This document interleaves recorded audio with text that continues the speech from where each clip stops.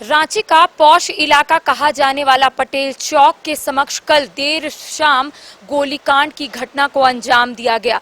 आप सभी को जानकारी होगी कि एक लड़की जो हॉस्टल में रहकर पढ़ाई कर रही थी, ग्रेजुएशन कंप्लीट हो गया था। कहा जा रहा है कि नवादा जिला की रहने वाली थी और रांची में आकर पढ़ाई कर रही थी, लेकिन 14 मई को उसे अपने घर फिर से वापस जाना था, शिफ्ट करना था क्योंकि ग्रेजुएशन कंप्लीट हो गया था। अपनी दोस्त के साथ वो करीब 4 बजे हॉस्टल से बाहर निकली, तमाम कार्य की जो उसे करना था। उसके बाद जब वो शाम में हॉस्टल की ओर बढ़ रही थी तब 2 अपराधी ने उसे गोली मार दी। उसके बाद घटनास्थल पर निवेदिता की मौत हो गई, लेकिन दूसरी जो उसके साथ जो दोस्त थी उसको भी मारने की कोशिश की गई, हालांकि वो घायल हुई।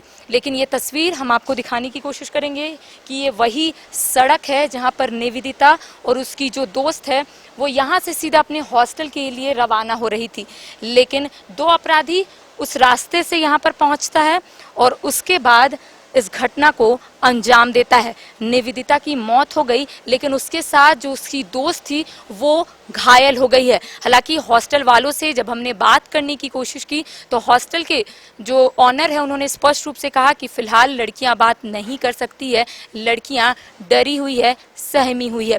हालांकि पोस्टमार्टम रिपोर्ट फिलहाल नहीं आया है, लेकिन तमाम चीजें यहाँ पर बोलते हुए लोग नजर आ रहे हैं। कई लोगों का कहना है कि प्रेम प्रसंग का मामला है, हालांकि अभी फिलहाल इसकी पुष्टि नहीं हो पाई है।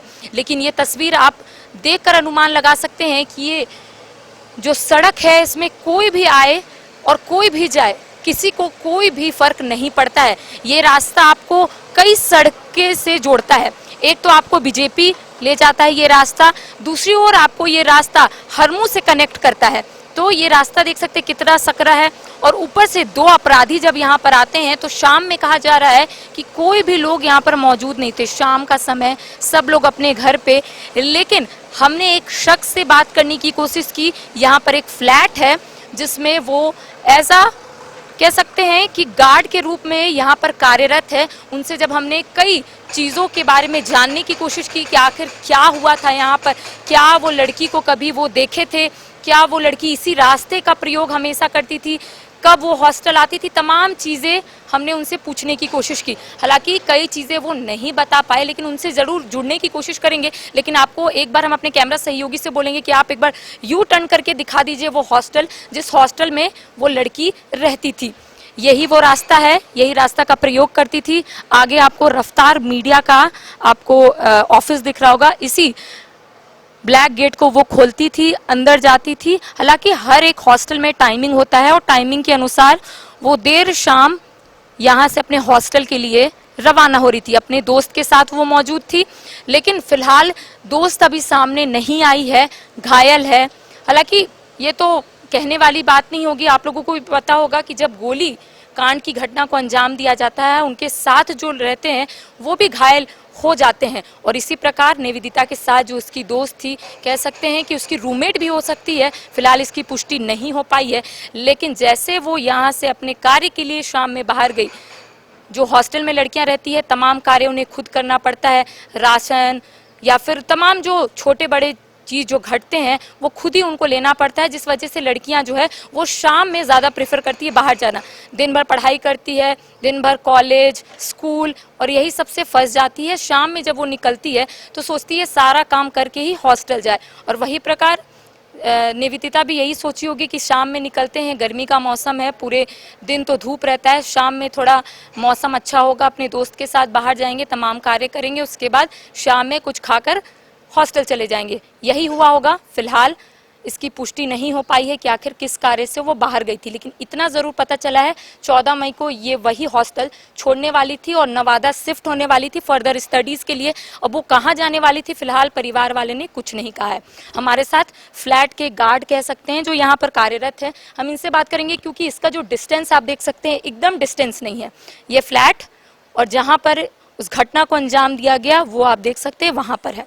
तो ज़रूर आवाज़ तो आई होगी अगर गोली चली होगी तो, या फिर भागा दौड़ी की स्थिति उत्पन्न हुई होगी, या फिर उनके साथ जो फ्रेंड जो घायल हुई है वो कुछ आवाज़ निकाली होगी, क्योंकि जो निवेदिता है जिसको गोली लगी है उसे रिम्स ले जाते के क्रम में उसकी मौत हो गई।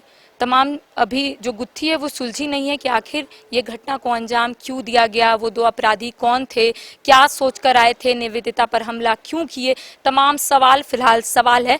लेकिन फिलहाल हमारे साथ जो शख्स मौजूद है, हम इनसे जानकारी लेते हैं कि इन्हें क्या कुछ पता है। हालांकि इनका कहना है इन्हें भी पूरी जानकारी नहीं है, लेकिन जितनी जानकारी हम जरूर इकट्ठा करने की कोशिश करेंगे। आप यहीं पे शाम में थे? शाम में हम वहाँ कुर्सी पे बैठे हुए थे, जब लड़की दौड़ते आ रही थी तो क्या हुआ कह के हम भी निकले, तो उतना तक वहाँ दोनों लड़की दौड़ते आ रही थी? नहीं, अकेले वो दौड़ते आ रही थी। अच्छा, अकेले मतलब जो घायल हुई थी वो दौड़ते हुए जा रही थी और जिसको गोली लगी थी वो गिरी हुई थी? हाँ, वो गिरी हुई थी। उसके बाद जाके देखे तो वहाँ 3-4 आदमी पहुँच गए थे। उसके क्या आपने देखा उसके बाद कोई जो अपराधी जो अपराध करने के मकसद से यहाँ पर पहुंचे थे, क्या उनको आप देख पाए थे? नहीं, उसको हम लोग देख नहीं पाए। आप लोग इधर उधर देखने गए क्या? क्योंकि जो इलाका है, जो रोड है, वो काफी सकरा है, इससे कई जो रास्ता है वो कनेक्ट होता है। तो क्या आप लोगों को कुछ पता चला किधर से वो गए, वो अपराधी कहाँ थे? पीसीआर वैन वगैरह तो शाम में लगी हुई रहती होगी यहाँ पर? नहीं, यहाँ पे नहीं लगी रहती। नहीं लगी रहती है। आप उस लड़की को कभी देखे इस हॉस्टल में आना जाना? क्योंकि कहा जा रहा है कि इसी ब्लैक गेट से वो आना जाना करती थी। कभी तो देखते थे आते जाते, यहीं रहते हैं इसलिए देखते थे। अच्छा अच्छा। ऐसे इससे पहले कभी लड़ाई झगड़ा उसका रोड में हुआ है किसी से? नहीं हुआ है यहाँ। बहुत शांत लड़की थी क्या? हाँ, शांत लड़की थी। अकेले कभी निकलती थी वो? नहीं, अकेले नहीं निकलते थे। कितने बजे? करीब 4 बजे लगभग निकली होगी, ऐसा सुनने में आ रहा है। निकलने का तो नहीं देखे, लेकिन जब आते वक्त वो 6:30 बजे आसपास हल्ला सब सुनाई दे रहा है तो हम लोग भी निकले। मतलब हॉस्टल का भी टाइमिंग होगा, उससे पहले वो सोची तमाम जो काम है वो करके आ जाते हैं। हो सकता है उतना, तो वो सबको हम आपको लोग कुछ अभी इनपुट एक्स्ट्रा मिला है? नहीं, हम लोग को नहीं मिला है। नहीं। तो देखिए, मैंने आपको पहले ही कहा था कि जो गार्ड के रूप में यहाँ पर कार्यरत है, उन्होंने पहले ही हमें जानकारी दी थी कि उन्हें ज़्यादा जानकारी नहीं है, जितनी जानकारी है वो हमें देंगे। फिलहाल उन्होंने कई जानकारियां दी हैं। उनका कहना है कि वो पहले भी यहीं से आना जाना करती थी, मैंने उसे कई बार देखा है, और जिस दिन यानी कि देर शाम जिस घटना को अंजाम दिया गया था, तब वो अपनी दोस्त के साथ थी। दोस्त दौड़ती हुई आ रही थी। ये अपडेट अभी तक किसी ने नहीं दिया है, लेकिन आपको बता रहे हैं कि जब वो उसको गोली लगी वो वहीं पर गिरी, वहां पर खून के छींटे हैं। लेकिन जो दूसरी लड़की थी जो घायल हुई है, वो दौड़ते हुए चिल्ला रही थी, शायद ये भी बोल रही होगी कि मेरी फ्रेंड को बचा लो। कई चीजें अब धीरे धीरे जो है वो लोगों के समक्ष आ जाएगी कि आखिर उस दिन क्या हुआ था। सीसीटीवी कैमरा यहाँ पर लगाया गया है क्या? सीसीटीवी कैमरा ये तो आपको पता होगा। ये कितना कवर करता है? हमको नहीं लग रहा है। ये गेट तक ही कवर, बस ये गेट तक ही कवर, और ये पूरा इलाका में सीसीटीवी कैमरा? पॉश इलाका है, सीसीटीवी कैमरा नहीं है। जरूर हम ये कह सकते हैं कि जो अपराधी अपराध करने के मकसद से यहाँ आए थे, उन्हें जरूर ये पता होगा कि ये पूरा इलाका में सीसीटीवी कैमरा नहीं है। क्योंकि अगर जो इलाका में सीसीटीवी कैमरा होता है, अपराधी वहां पर अपराध करने से डरते हैं, क्योंकि उन्हें पता है कि सीसीटीवी कैमरा का जो फुटेज है, जब उसको एक खंगाला जाएगा तो तमाम चीजें जो है वो स्पष्ट हो जाएगी, तमाम चीजें जो है वो लोगों के समक्ष आ जाएगी कि आखिर क्या हुआ था। लेकिन ये पूरा इलाका आप देख सकते हैं कितना पॉश इलाका है, लेकिन यहाँ पर एक भी सीसीटीवी कैमरा नहीं है। ये एक बड़ा सवाल है कि आखिर ये हॉस्टल है लड़कियों का और इसके अगल बगल एक भी सीसीटीवी कैमरा नहीं है। फ्लैट का सीसीटीवी कैमरा है जो हमने आपको दिखाया, लेकिन वो एक लिमिटेड एरिया तक ही कवर करता है। लेकिन अभी भी कई सवाल है क्या हुआ था उस दिन, क्योंकि कोई ऐसे लोग नहीं है जिसने उस दोनों लड़की को यहाँ पर आते हुए देखा था। जब ये घटना को अंजाम दिया गया, उसके बाद जब वो दूसरी वाली जो दोस्त है वो चीखी चिल्लाई, तब लोग इकट्ठा हुआ, तब देखा कि एक लड़की जो है वो नीचे पड़ी हुई है, उसको गोली लगी है। लेकिन हमने कई लोगों से जानबूझकर भी बात करने की कोशिश की कि क्या उन्हें कुछ भी जानकारी है, क्योंकि ऐसे में कई लोग नहीं बताना चाहते हैं और कई लोग सोचते हैं कि ये पुलिस अपना कार्रवाई यहाँ पर कर रहा है, तमाम चीज़ें आ जाएगी। लेकिन आम जनता जो लोग यहाँ पर थे उनसे ज़्यादा से ज़्यादा जुड़ने की मैं कोशिश की, लेकिन लोगों का कहना है हमें कोई भी जानकारी फिलहाल नहीं है। इनफैक्ट जो हमने हॉस्टल के जो ऑनर है उनसे भी बात करने की कोशिश की, उनका कहना है कि पुलिस अपना काम कर रहा है, पुलिस अपने तरीके से जांच की जो प्रक्रिया है वो शुरू कर दिया है और तमाम चीज़ें जो है वो स्पष्ट हो जाएगी। फिलहाल हम लोग कुछ नहीं बोलेंगे, लेकिन मुझे जितना जानकारी था वो हम आपको बताए कि ये पूरा सड़क हम आपको दिखा दिए कि ये सड़क कई जगह से कनेक्ट होता है। हरमू रोड हुआ, अड़गोड़ा चौक हुआ, और ये रफ्तार मीडिया के समक्ष मैं खड़ी हूँ। ज़्यादा डिस्टेंस भी नहीं है हॉस्टल और जहाँ पर घटना को अंजाम दिया गया। प्रेम प्रसंग का मामला सामने आ रहा है। परिवार वाले अभी सामने नहीं आए हैं। क्या लड़की को पहले से धमकी मिलती थी? क्या लड़की ये बात अपने परिवार वालों को बताई थी, हॉस्टल मेट्स को बताई थी? क्योंकि ऐसा होता है कि जब कोई लड़की हॉस्टल में रहती है तो अपने जो रूममेट है, अपने जो हॉस्टल मेट है, उनको ज़रूर तमाम बातें बताती है कि मेरे साथ ये होता है, मेरे साथ ये होता है। लेकिन फिलहाल हॉस्टल की भी लड़कियां सामने नहीं आ रही है। परिवार वालों को लड़कियां हो या फिर लड़के कम बात बताते हैं कि घर वाले परेशान ना हो।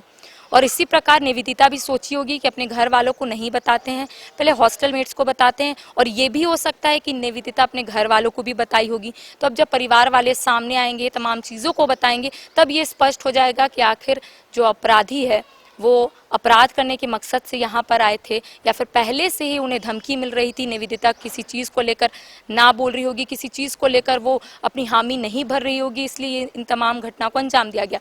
अब देखने वाली बात होगी कि पुलिस की ओर से जांच जो चल रहा है वो क्या कुछ चीज़ें जो है वो स्पष्ट होती है। प्रेम प्रसंग का मामला है या फिर अन्य कोई मामला है, क्या उसे पहले से धमकी मिलती है? इन तमाम सवाल फिलहाल सवाल है। अब देखने वाली बात होगी कि किस तरीके से जब उसकी दोस्त मीडिया के समक्ष आती है, लोगों के बीच आती है, तो क्या कुछ जानकारियाँ देती है। फिलहाल मेरे साथ इतना ही। सहयोगी विकास के साथ करिश्मा सिन्हा, न्यूज़ 22। वेलकम टू चाचा मामा दंगल। हास्य अदाकार संजय मिश्रा से गुजारिश है कि वह अखाड़े में कूदे और फुलटूस को ट्रॉफी से नवाजे। लगता है समाधि ले ली। अरे बुला रहे हैं। अरे बोल रहे हैं कि बुला लो। टॉप टेक सीमेंट, जो जोड़े तो छोड़े नहीं, मजबूती ही हमारी पहचान।